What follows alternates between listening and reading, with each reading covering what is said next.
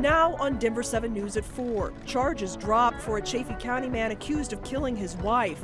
Why the case against Barry Morphy crumbled and where it will go from here. Making energy efficient repairs to your home can be expensive, but there's actually a number of organizations across the country just waiting to help. And new research is showing just how dependent we've become on our smartphones. We're looking more into the pros and cons, always staying connected. And a large amount of toxic chemicals found in several Colorado rivers. The new report accusing Suncor of polluting our state's waterways. Thank you for joining us for Denver 7 News at 4. I'm Jacqueline Allen. We begin tonight with prosecutors dropping all charges against Barry Morphy. This is the man who was supposed to go on trial just next week for the murder of his wife, Suzanne Morphy. She went missing on Mother's Day 2 years ago. Denver 7's Colette Bordelon is live in Canyon City. Colette, you have been following this case since day one, and now this is a stunning development.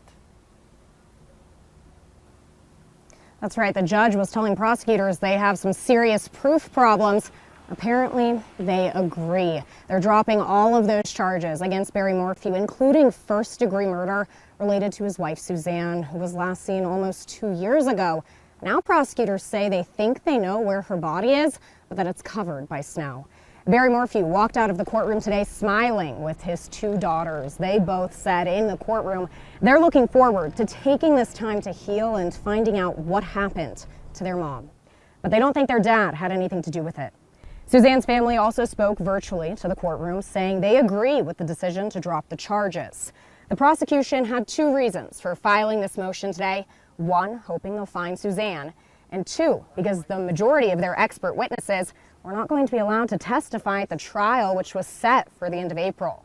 Prosecutors chose not to speak with us today, but the defense says this is a clear sign they didn't think they would be winning this trial on the prosecution's side.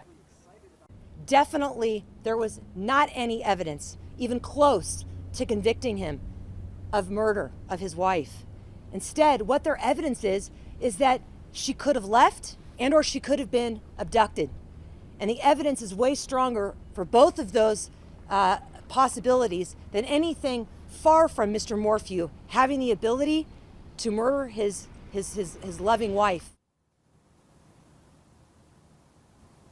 As for what's next in this case, that's really up in the air at this point. But an attorney I spoke with who's not working on this case said there is reason to be a little bit skeptical of the prosecution at this point. Hear exactly what he has to say at 5. Live in Canyon City, Colette Bordelon, Denver 7. The judge's decision and government announcement that made the public transit mask mandate no longer enforceable has been met with a lot of different reactions. In some cases, people were actually mid-flight when this decision came down, and that led to some confusion in the cabin. Some flight attendants were on the plane hearing this for the first time as pilots were making an announcement, and they're in the cabin. Up to that moment, they were told their job was to enforce this. They are supposed to have that standing in the cabin to keep everyone safe, and that really undermines their roles. Many airlines are coming out and saying that masks will be optional while on board. However, if you are flying internationally, be aware that the rules may be different going in and out of another country. Some airlines also say people who are banned for refusing to wear a mask are still banned. Uber and Lyft also lifted their mask requirements after this decision came down, and that goes for both riders and drivers. Though both companies say that you are free to wear one if you want to, you can also sit in the front seat, again, on both ride shares. And here in Colorado, you are no longer required to wear a mask at DIA. However, the airport still encourages travelers to carry a mask with them.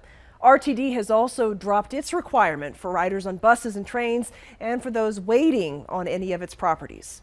Boulder County fire crews are making good progress this afternoon putting out and containing a grass fire. This one started up just after 1 this afternoon near Tally Ho Trail, south of the Twin Lakes area.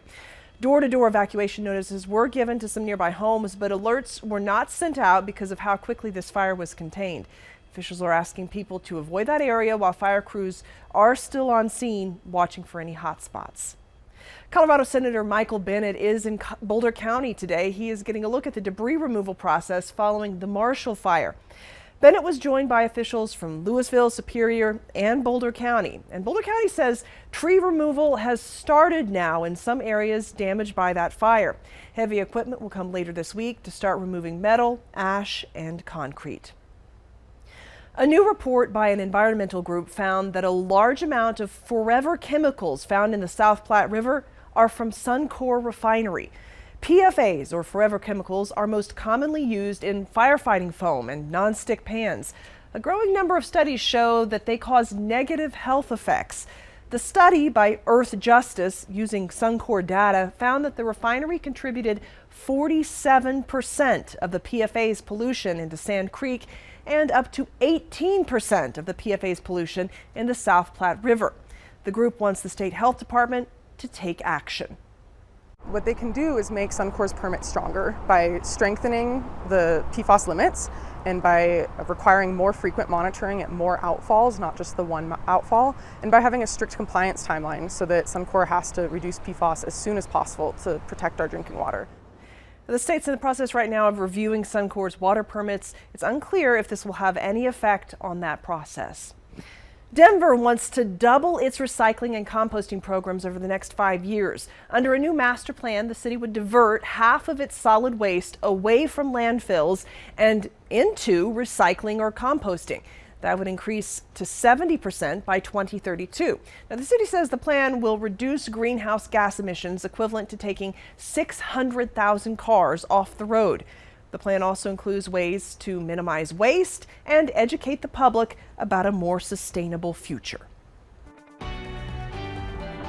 Checking the news feed, the CDC is launching a new first-of-its-kind team to help us predict pandemics. The Center for Forecasting and Outbreak Analytics will consist of 100 scientists who will look at real-time infection data in order to help policymakers and regular people make healthy choices. Moderna's COVID-19 vaccine is getting a boost. This fall, the company is expected to offer an updated booster shot. Right now, the vaccines are based on the original version of the virus. The goal is the new versions will fight variants as well. Shingles is painful, and anyone who's had it can tell you that. And now research from a medical journal finds that people who are over 50 who had COVID are more likely to get shingles within 6 months. Doctors say COVID may trigger the virus that leads to shingles. Still ahead, tackling the child care crisis through business, the strategy and logic behind getting more companies to help employees pay for care. And many of Colorado's scenic spots are getting ready for the summer season. What you need to know before you take a trip to Pikes Peak.